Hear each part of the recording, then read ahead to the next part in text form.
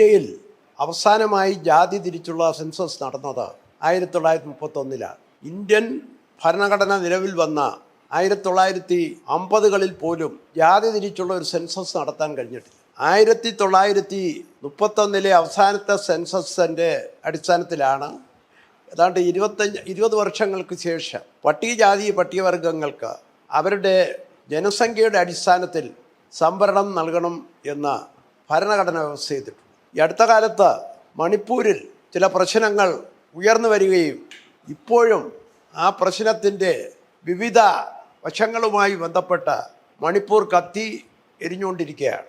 മണിപ്പൂർ സംസ്ഥാനത്ത് കഴിഞ്ഞ തവണ തെരഞ്ഞെടുപ്പ് നടന്നപ്പോൾ ഡബിൾ എഞ്ചിൻ ഗവൺമെൻറ് അധികാരത്തിൽ വരണം എന്ന ആഹ്വാനം നടത്തിയ കേന്ദ്രം ഭരിക്കുന്ന രാഷ്ട്രീയ കക്ഷി BJP, അതായത് കേന്ദ്രത്തിൽ ഭരണം നടത്തുന്ന കക്ഷി തന്നെ സംസ്ഥാനങ്ങളിലും അധികാരത്തിൽ വരണം എന്ന് ആഹ്വാനം ചെയ്യുകയുണ്ടായി. അതുകൊണ്ട് മാത്രം വിജയിക്കാൻ കഴിയുമോ എന്ന സംശയം ഉണ്ടായപ്പോൾ അവിടുത്തെ മെയ്തികൾക്ക് പട്ടികവർഗ ലിസ്റ്റിൽ അവരെ ഉൾപ്പെടുത്തി സംവരണം നൽകും തങ്ങൾ അധികാരത്തിൽ വന്ന എന്ന് പ്രഖ്യാപിക്കുകയുണ്ടായി.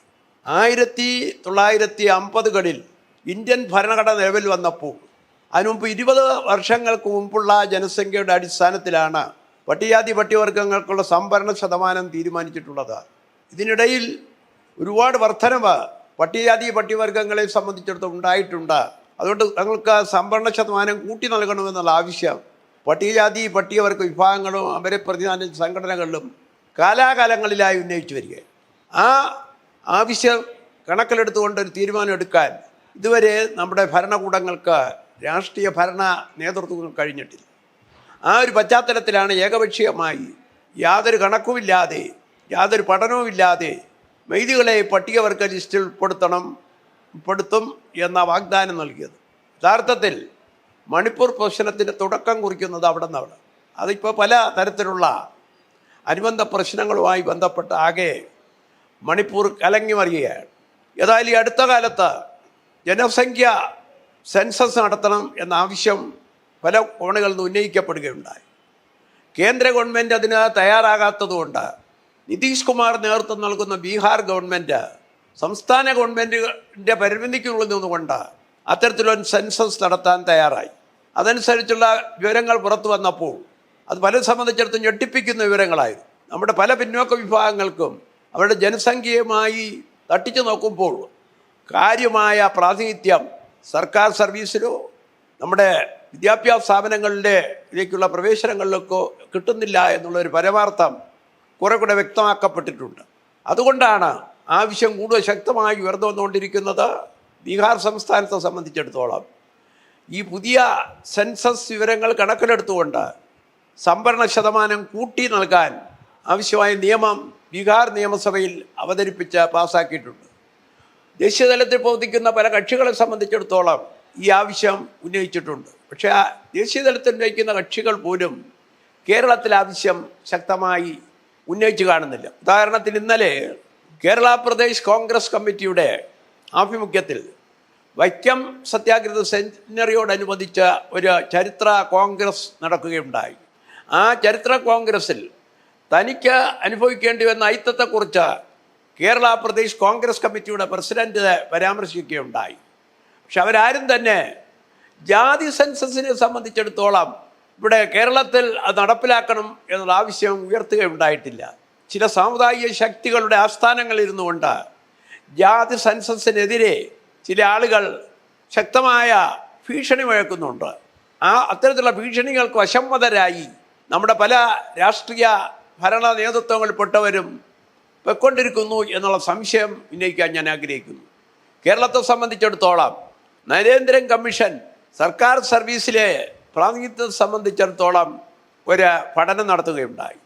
നിലവിൽ സംവരണം ലഭിക്കുന്ന സമുദായങ്ങൾക്ക് പോലും അവരുടെ ജനസംഖ്യാനുപാതികമായി സംവരണം ലഭിച്ചിട്ടില്ല എന്നുള്ള വസ്തുത പുറത്തു വരികയുണ്ടായി. അത് സംബന്ധിച്ച് സ്പെഷ്യൽ റിക്രൂട്ട്മെൻറ്റ് ഉൾപ്പെടെ നടത്തി ആ കുറവ് പരിഹരിക്കാൻ ആവശ്യം ഉയർന്നു വന്ന പ്രക്ഷോഭ സമരങ്ങളുമായി മുമ്പോട്ട് പോയ സന്ദർഭത്തിൽ 2006 നിയമസഭാ തെരഞ്ഞെടുപ്പിന് മുന്നോടിയായി ഇതിനുവേണ്ടി നരേന്ദ്രൻ കമ്മീഷൻ റിപ്പോർട്ടിൻ്റെ അടിസ്ഥാനത്തിൽ സ്പെഷ്യൽ റിക്രൂട്ട്മെൻറ്റ് അടക്കം നടത്തി ഈ സംവരണത്തിലെ കുറവ് പരിഹരിക്കണം ആവശ്യപ്പെട്ടിരുന്നവർ തന്നെ അവസാനം ഇവിടെ സംവരണത്തിന് എതിരായി നിൽക്കുകയും ബാധിക്കുകയും ചെയ്യുന്ന ചില സമുദായ സംഘടനകളെ തെരഞ്ഞെടുപ്പിൽ പ്രീണിപ്പിക്കാൻ വേണ്ടി നരേന്ദ്രൻ പാക്കേജ് എന്ന് പറഞ്ഞൊരു പാക്കേജ് പ്രഖ്യാപിക്കുകയുണ്ടായി. ആ പ്രഖ്യാപിക്കപ്പെട്ട പാക്കേജ് ആകട്ടെ പിന്നോക്ക സമുദായങ്ങളെക്കാൾ ഏറെ മുന്നോക്ക സമുദായങ്ങൾക്ക് സഹായകമായ ഒരു പാക്കേജാണ് ആയിരുന്നു. പക്ഷേ മുന്നോക്ക സമുദായങ്ങൾക്ക് അനുകൂലമായ കാര്യങ്ങൾ നടപ്പിലാക്കുകയും പിന്നോക്ക സമുദായങ്ങൾക്ക് അനുകൂലമായ കാര്യങ്ങൾ നടപ്പിലാക്കാതിരിക്കുകയും ചെയ്യുന്ന അനുഭവമാണ് ഇപ്പോഴുണ്ടായിട്ടുള്ളത്, ഇതുവരെ ഉണ്ടായിട്ടുള്ളത്. ഈ ഒരു പ്രത്യേക സാഹചര്യത്തിലാണ് ജാതി സെൻസസ് നടത്തണം എന്ന ആവശ്യത്തെ കേരളം നോക്കിക്കാണേണ്ടത്. ജാതി സെൻസസ് നടത്തുക മാത്രമല്ല, ജാതി തിരിച്ചുള്ള സർക്കാർ സർവീസിലെ പ്രാതിനിധ്യത്തെക്കുറിച്ച് സർക്കാരുകളുടെ കേന്ദ്ര സംസ്ഥാന സർക്കാരുകളുടെ കീഴിലുള്ള പൊതുമേഖലാ സ്ഥാപനങ്ങളുടെ പ്രാതിനിധ്യത്തെക്കുറിച്ചൊക്കെ തന്നെ പഠനം നടത്തി അതിലെന്തുമാത്രം കുറവുണ്ടെന്ന് കണ്ടെത്തി അത് പരിഹരിക്കാൻ നടപടികൾ സ്വീകരിക്കേണ്ടതായിട്ടുണ്ട്.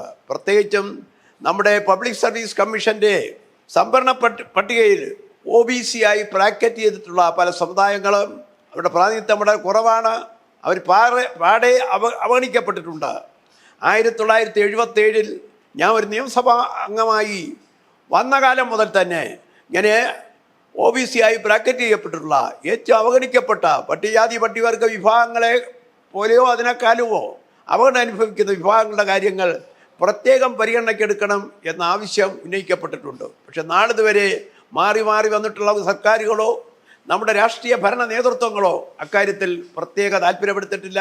ആ പ്രശ്നം ഉൾപ്പെടെയുള്ള കാര്യങ്ങൾ പ്രത്യേക ഊന്നൽ നൽകി ജാതി സെൻസസിന് വേണ്ടിയും സർക്കാർ സർവീസിൽ ഇവിടെ നമ്മുടെ വിവിധ പിന്നോക്ക വിഭാഗങ്ങൾക്ക് പ്രാതിനിധ്യത്തെ സംബന്ധിച്ചിടത്തോളമുള്ള കണക്കെടുത്ത് അത് പുറത്തു കൊണ്ടുവരുന്നതിനുള്ള ശ്രമം ആവശ്യമാണ്.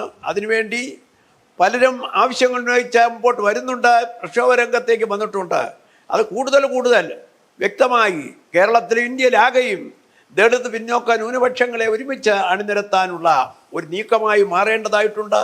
അതിനുവേണ്ടി നടത്തുന്ന എല്ലാ ശ്രമങ്ങളെയും ഞാൻ അഭിനന്ദിക്കുന്നു. അതിൻ്റെ ഭാഗമായി വെൽഫെയർ പാർട്ടി ഇപ്പോൾ നടത്തിക്കൊണ്ടിരിക്കുന്ന പ്രചരണ പരിപാടിയെയും പ്രചരണ ജാഥയെയും ഞാൻ കാണുന്നു. അതിനെല്ലാ ഭാവുകങ്ങളും നേരുന്നു.